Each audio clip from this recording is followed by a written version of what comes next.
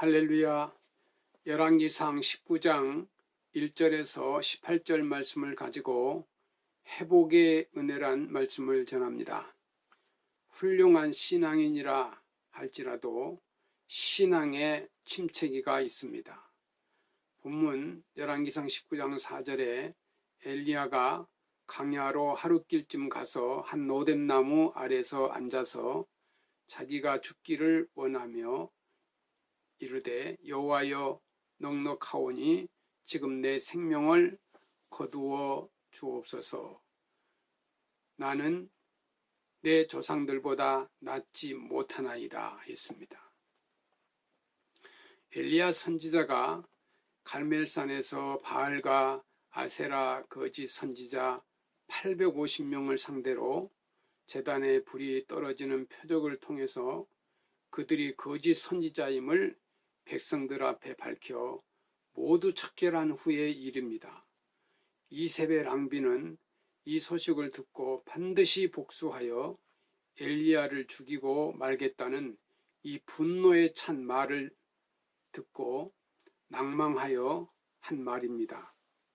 이처럼 하나님 앞에 죽기를 구한 엘리야는 어떤 사람이었습니까? 그는 BC 9세기 북왕국 이스라엘의 선지자였습니다. 그는 일정한 주거가 없이 광야에 기거하면서 털옷을 입고 허리에는 가죽띠를 띠고 다녔습니다. 그는 신앙과 정의감에 불타는 사람으로 아방의 잘못을 거침없이 담대히 책망했고 그 당시 백성들이 음란하게 섬겼던 바알과 아세라 신을 섬기는 우상 숭배의 척결에도 앞장섰던 사람입니다. 한마디로 그는 용기의 사람이요 신앙심이 깊은 사람이고 정의감과 애국심이 강한 사람 모두 갖춘 당대 최고의 영적 지도자라 할 수 있습니다. 엘리야의 이 활동에 관한 기사는 구약 열왕기상 17장에서 21장에까지 그의 활동 가운데 빼놓을 수 없는 것들을 많이 그의 행적들을 기적들을 기록했습니다. 기근의 때 하나님의 지시를 받고 사르밧 과부의 집에 머물 때 가루통에 가루가 떨어지지 않았고 기름통에 기름이 떨어지지 않게 하는 기적이 그를 통해서 일어났습니다. 또 여인의 아들이 병들어 죽게 되었을 때 주께 기도하여 살리는 역사가 일어났습니다. 이 백성들의 죄에 대한 이 징계로 3년 반 동안 비가 오지 않았다가 그의 간절한 기도로 가물었던 땅에 비가 오게 됩니다.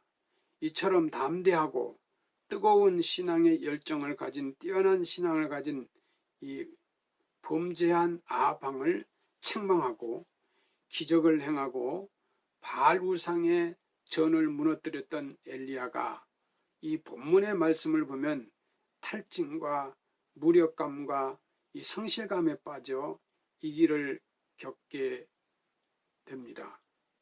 그 당시 아방의 왕후는 바알 우상을 섬기는 이방 여인 이세벨이었습니다.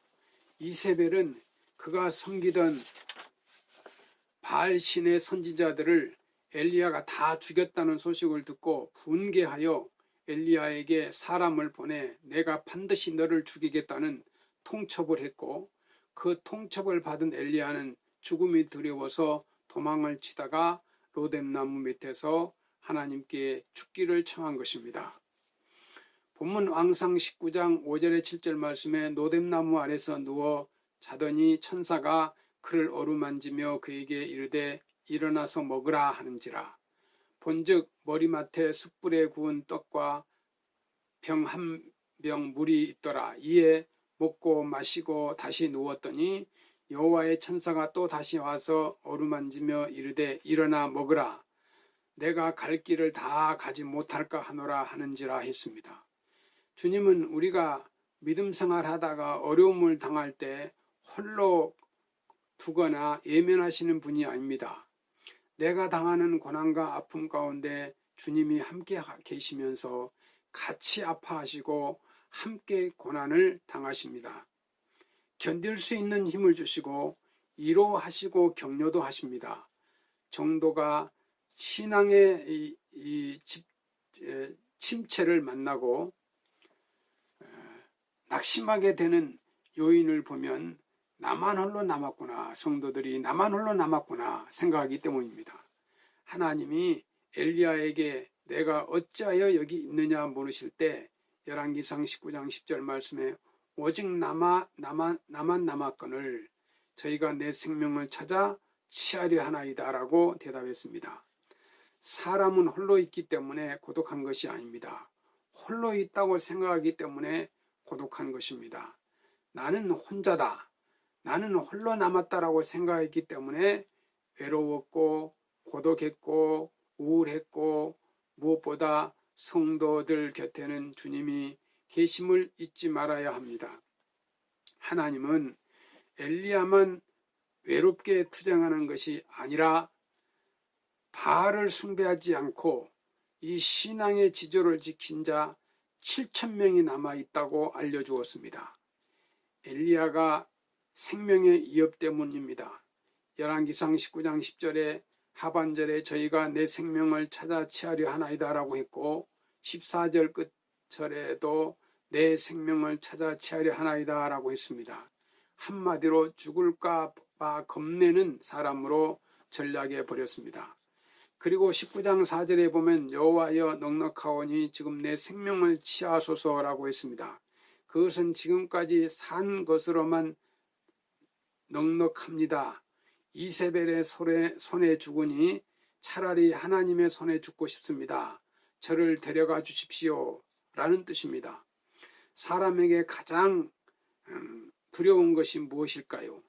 실패나 이별, 그리고 고통, 명예를 잃은 것, 원한, 억울한 것을 등 여러 가지가 있습니다. 그러나 가장 두려운 것은 죽음입니다.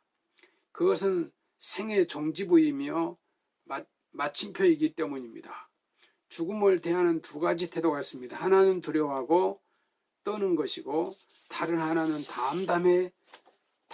담담해지는 수용하는 것입니다. 죽음이 종착역이고 끝이라고 생각하면 두렵고 떨립니다. 그러나 죽음은 영원한 세계로 들어가는 새로운 출발이며 하나님의 나라에 들어가는 관문이라고 생각하면 죽음 앞에서도 담담할 수 있는 것입니다. 이 엘리야가 영적인 면에서 위대한 일들을 했지만 그런 과정 속에서 엘리야는 영적인 면에서 탈진이 되었던 것입니다. 왜냐하면 영적으로 입력하는 것보다 출력이 많았기 때문입니다. 그리스도인들은 영적인 이 점검 점프선을 이용하여 하나님과의 자신을 연결시키고 하나님으로부터 영적인 에너지를 공급받아야 합니다.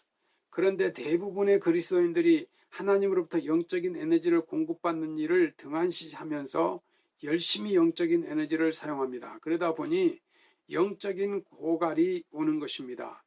그리고 영적인 면에서 고갈될 때 침체에 빠지는 것입니다.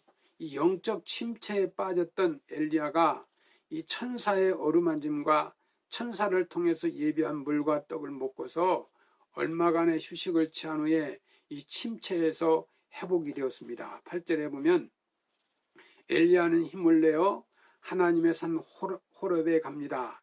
여기 호렙산은 모세가 양을 치면서 하나님을 만났던 곳이요, 부르심을 받았던 곳이기도 합니다.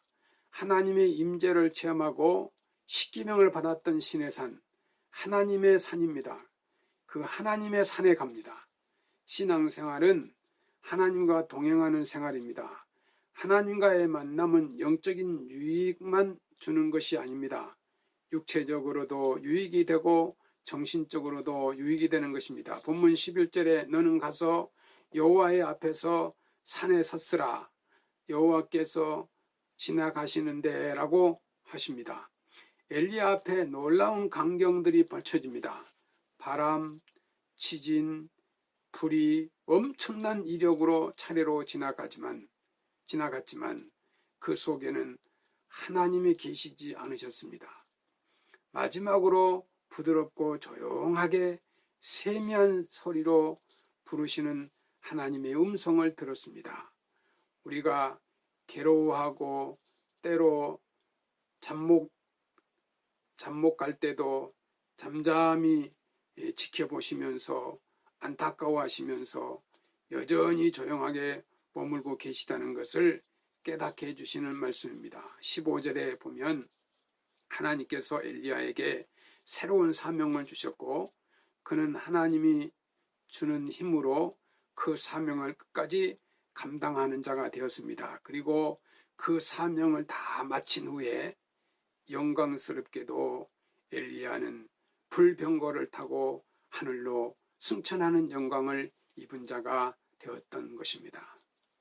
성도 여러분, 하나님의 백성을 하나님은 찾으시고 그리고 회복시켜 주시고 사명을 다하게 하십니다. 이 사명을 다하여 축복받는 여러분이 되시기를 주의 이름으로 축원합니다. 감사합니다.